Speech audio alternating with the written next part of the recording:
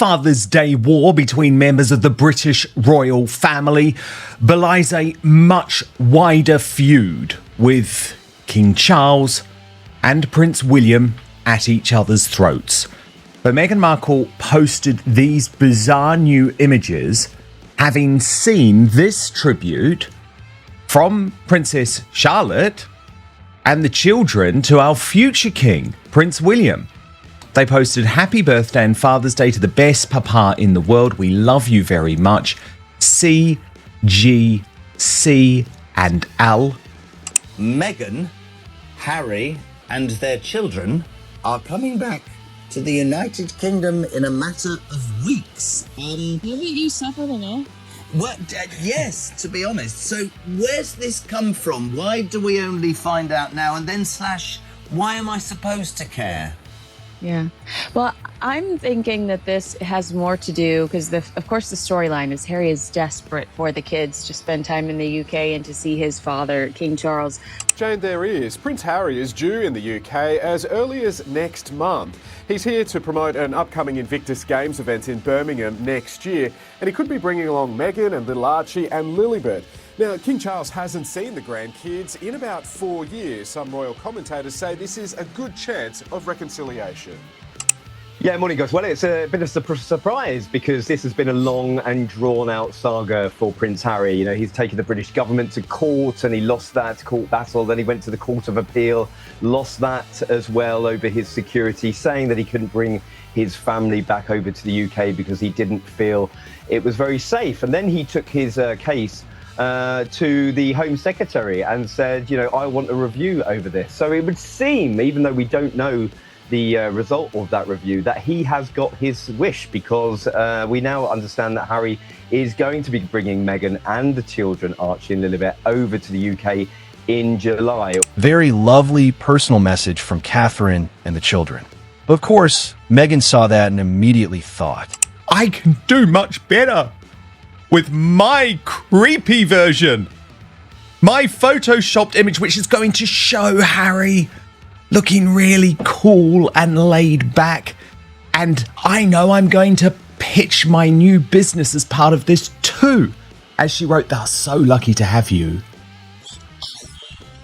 Happy Father's Day to our one and only.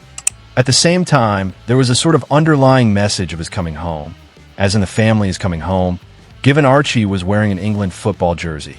Not the official one, though, and I'll come to that in just one moment. There's a reason behind it, but Long Sally, aka Sue Smith, said, for the love of God, another picture of the back of the heads of children that was obviously taken years ago due to the change in size. Does she not realise how crazy she looks? Well, she doesn't care, does she? Because there is merch to sell. And this time, it was Zara. Meghan decided to use Father's Day and Prince George, who is in the British line of succession, to merch Zara. But let's be honest, there was a serious dose of weirdness to the picture itself. And a rod revealing the front part of Archie's toe is on the sole of his foot. How is that possible? Patsy pointing out, I'm more concerned about the boy's right heel jutting out like that. Surely that's not normal because it's huge. Does he need special shoes made? And then Anna, this is the one. This is the one that I realized straight away. They even drew in some hair for Harry. And can you blame him? I guess you would ask. But look, the net is closing in. And we know that Meghan Markle knows she can't keep this up much longer, which is why she's planning this photo opportunity with, ideally, the King and Queen later next month in the United Kingdom. Because Milo Yiannopoulos is totally all over this now. Writing, I spent a weekend on this and I am completely convinced, A, they've used multiple different children in photos. B, at least one pregnancy was via surrogate, making the child ineligible for the line of succession. C, she wore a moon bump or other fake pregnancy tummy. But when it comes to Father's Day, there's a lot to pick up on, isn't there? Because the mainstream media in the United Kingdom is absolutely hell-bent on using this emotional blackmail line to try and reunite Prince Harry and King Charles in some way. Yet there's absolutely no thought. Have you noticed this? Not one thought on Father's Day for Thomas Murley? Meghan's father, a very good man, who in the past few months has lost his leg. It was up to Meghan's mole to point this out to the New York Post. What about Thomas Markle Sr.? Happy Father's Day to the man who gave Meghan Markle everything until she married Harry and started abusing Charles. And then, quite helpfully, Meghan's mole reminded us of what Meghan Markle posted herself to her dad. Happy Father's Day, Daddy. This is before she met Harry, of course. I'm still your buckaroo, and to this day, your hugs are still the very best in the whole wide world. Thanks for my work ethic, my love of Busby Berkeley films and club sandwiches, for teaching me the importance of handwritten thank you notes, and for giving me that signature Markle nose. I love you. XO Bean. So before we all just go totally mad for the idea that Harry just must introduce his grandchildren to the King of England, what about Thomas Markle, who is down the road in the USA? And right now we're in Beverly Hills, and we're going to pass the Beverly Hilton Hotel, where I'll be on Sunday meeting the other Northwestern. We need more men like that. Just as we need more men like my father, who championed my 11-year-old self to stand up for what is right. Just as we need more men like my father, who championed my 11-year-old self to stand up for what is right. Foreign. It's remarkable how every royal journalist seems determined to write the same Harry and Charles reconciliation story on an endless loop. Every article is about healing, forgiveness, family reunions, olive branches, and restoring ties with the royal family. But where are those headlines about Thomas Markle? Meghan spent years telling the world what a wonderful father he was. She praised his sacrifices, credited him for her opportunities, and held him up as an example of parental devotion. Then the moment he became inconvenient, he was erased from the narrative. Thomas is elderly, has suffered serious health setbacks, and has spent years publicly expressing the hope that he might one day hear from his daughter again. Yet the media's obsession with reconciliation never seems to extend in his direction. If Harry and Meghan truly believe family relationships are worth repairing, perhaps they could start with the father Meghan once couldn't stop praising, rather than continually demanding access to everyone else's family. The endless lectures about compassion, forgiveness, and reconciliation would carry a lot more weight if they were practiced at home first. Funny how family is everything only seems to matter when the family happens to be royal. And there is proof of that, by the way, because Althorpe, that is the resting place of Princess Diana, closed on July the 10th and 11th. It seems almost inevitable now that Meghan and Harry will also do some type of stunt at Diana's resting place, with, according to Taz, revealing if the kids do come, then this is the real reason why they want footage and photos of their children at Althorpe and at Diana's grave. Harry will play the introducing them to their grandmother card, but it will be content for the Diana documentary they are working on.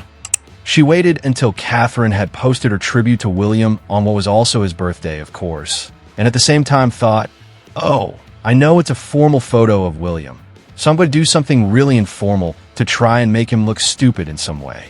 Make him look rigid, while Harry looks like a man of the people. But at the same time, the photo, once again, totally filled with flaws. Yeah. You know, it's really sad because it doesn't become about the father. It doesn't become about your children. Meghan uses her loved ones, supposed loved ones, to play games and to manipulate and to try to one-up someone.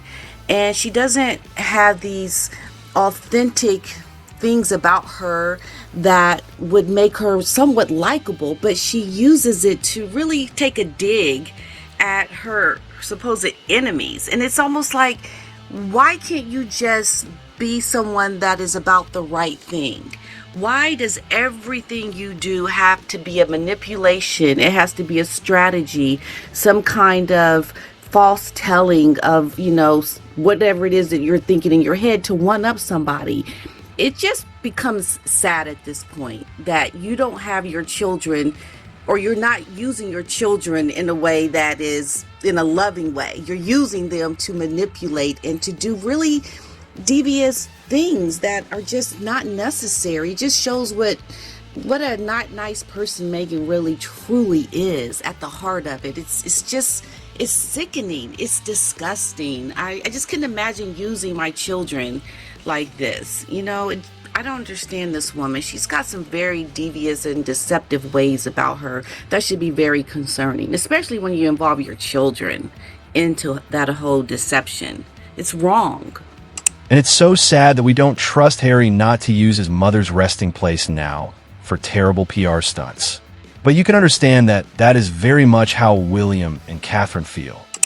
Yeah, and I think this is why they are so cautious of Meghan, because she will do things that are just completely crazy.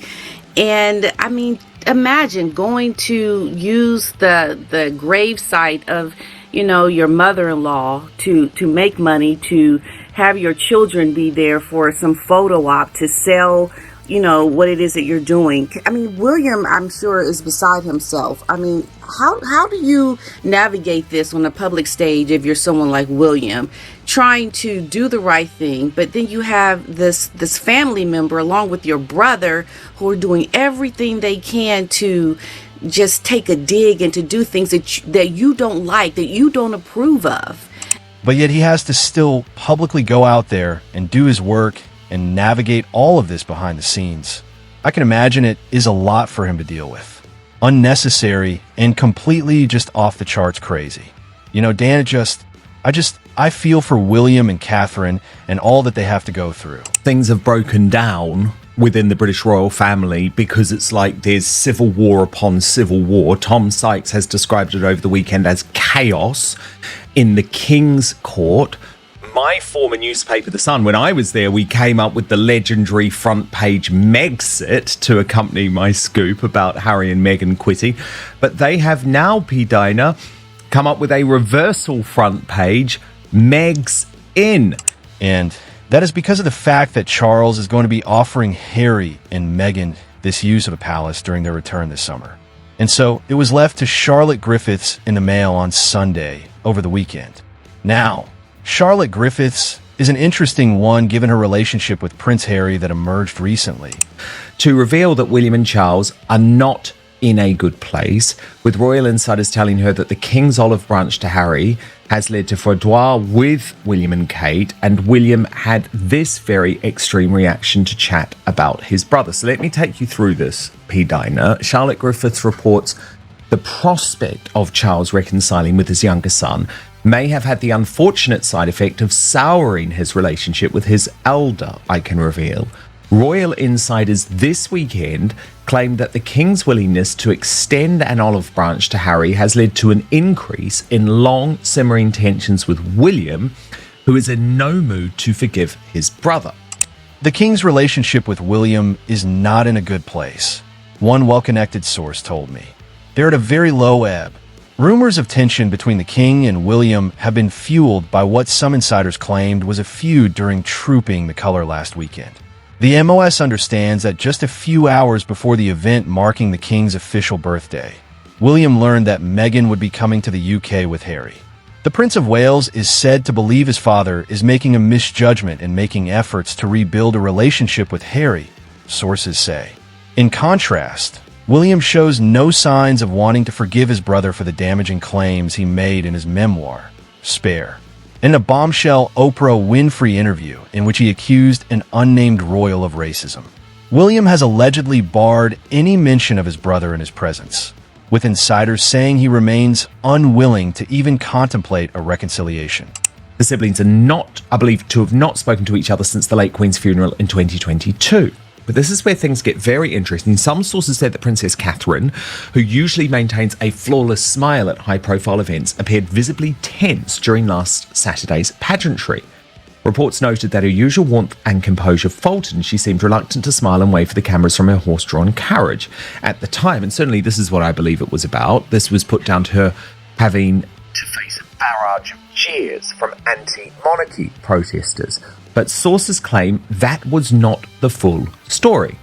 One insider said Queen Camilla, King Charles and the Princess of Wales were not outwardly warm together that day. And the reason was not just the protesters. Relations were decidedly frosty backstage, another source said. So much of what they do is performative, but there was little performance on display that day.